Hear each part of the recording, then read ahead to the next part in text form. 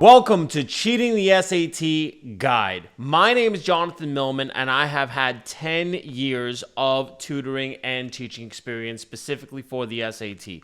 I've seen students start with thousands, end up with 1500s. I've seen students start off with 800s, end up with 1500s. I've also had students with 1400s, end up with 1550s and 1600s, okay? It's not a difficult exam. And throughout this course, I'm going to show you cheats, tricks, tips, strategies to make sure that you're going to tear this exam to shreds and make sure you understand every single aspect of this exam. Now, lesson number 1 is both an overview and a beginning to the reading guide. The first thing that you need to do is make sure you have all the books and the course materials available, which is simply found in the download sections of this course. We are also giving out the books available on Amazon. You can simply find them in the links in the course guide. That being said, let's dive right into this. The first thing that we're going to be discussing is the reading. And the reason why we're going into the reading first is because it's the first section. The first thing you're going to see when you get to the exam on a Saturday morning, it's usually Saturday unless you have special accommodations, is going to be the reading set. Section 1 is going to have 65 minutes, 52 questions. But before we go into those details, let's just talk about some basic overview of how to use the book and go through the course guide, okay? Cheating the SAT, there's a reason I call them Cheating the SAT, because I'm literally going to be teaching you how to cheat. So really break this down. Now, the first thing, we're going to start off with table of contents. You all should know what a table of contents is. However, if you do not, it is a reference guide to where you're going to find every single course material. Throughout this course, I will be providing you with sample problems, strategies, cheats, tricks, everything you need to know. If you do the work and you do daily habits, daily constructive habits, you will crush this exam. So let's get right into it. Page 1, the introduction. 10 things you need to know for the reading portion of the SAT. First thing that you must understand is that you have 65 minutes to complete the reading portion of this exam, okay? You really have to memorize that number. I know it might sound ridiculous, but there's a couple reasons why you have to. Number 1, you need to realize that there is something called an experimental section. So let's break this down. Section 1, I'm going to write that out. Section 1 is the reading portion, which is 65 minutes, 52 questions. Section 2 is the grammar portion. The grammar portion is 35 minutes, 44 questions. Section 3, I'm not going to keep writing section, is the math no calculator. That is 25 minutes, 20 questions. I promise I have a point. Stay with me, guys. Section 4 is the math calculator portion. And that has 55 minutes, 38 questions.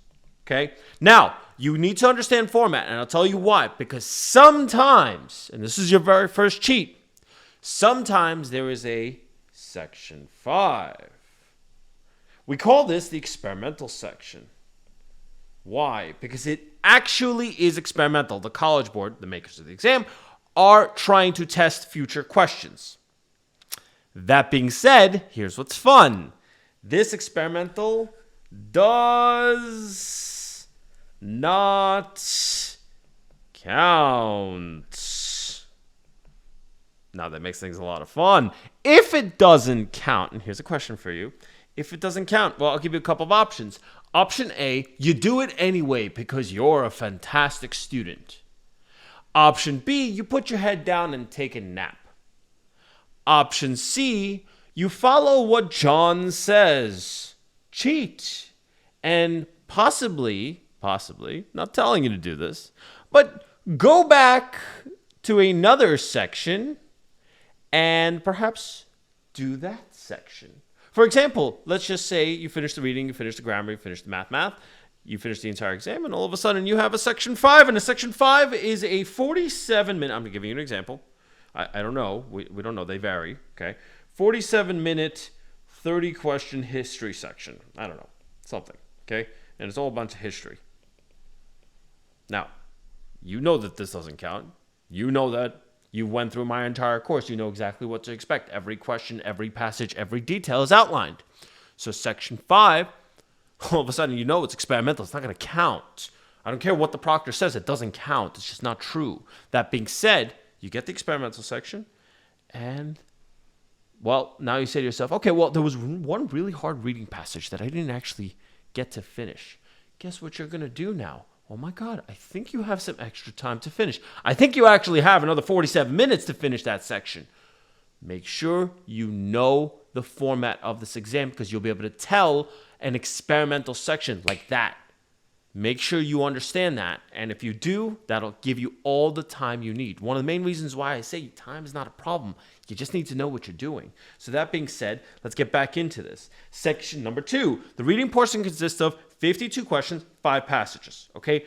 5 passages. You need to understand, since you have 5 passages, you can break them up, right? It's 65 minutes divided by 5. That being said, you also need to understand format, because you need time management. You need to know when you're supposed to be done with every single section, right? Every single passage is supposed to be completed in 13 minutes, 65 divided by 5, right? So if you think about it, your first passage is supposed to be completed in 13, right? At the 13-minute mark.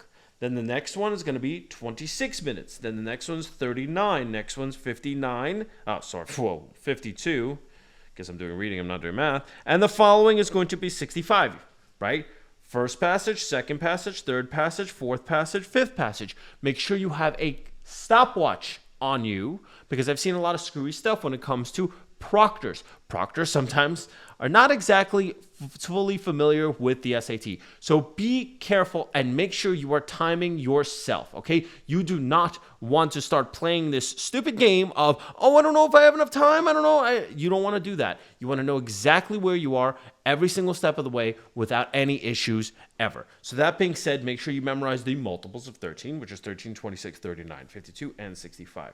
Next, you have 3 passages that have 10 questions, 2 passages that have 11 questions. I guess the extra question doesn't really matter here, but just a reference point. There are 4 single passages, 1 double passage. I'm going to teach you how to do the single passages first, outlining every single passage, and then we'll get into the doubles, okay? The passages do not have to be done in any particular order, which basically means that you can skip around if you do get a ridiculously hard passage. This includes even the very first passage. I've seen first passages go like, oh, this king went into the marketplace as one name, and that when he actually got married, he changed his name, and then his father got involved, and then his wife had another name, and basically you had no idea who was talking the entire time, and meanwhile it was all one character. Yeah, they can get gross. That being said, maybe you want to go into another passage, because you need to understand that 3 passages are going to be easy. They have to make them easy. There are always 2 passages that are going to be relatively difficult. But even those 2 relatively difficult, it's just playing around with the wording. It's not that complicated if you know what you're doing. And I'm going to show you how to break that down, but one step at a time. You have to spend an average of 13 minutes. I already said that. Every question in the SAT exam is worth the same number of points. Do not ever leave anything blank, please. That would be silly. And honestly, it doesn't matter if you get a hard question, easy question. They're all worth the same. So, just make sure you don't screw that up. Never, ever leave a question blank. Okay, you don't want to do that. That would be horrendous. All right, I don't know what else to tell you. I've had students screw up the bubbling and leave questions blank, and I go, why? And time is never a problem if you know what you're doing. And one of the main reasons why I say that is, again, there are ways around time, right? My whole experimental cheat. And the second reason is that you can actually predict the passages ahead of time and know what those passages are going to be about. And that's something I'm going to show you in the next lesson.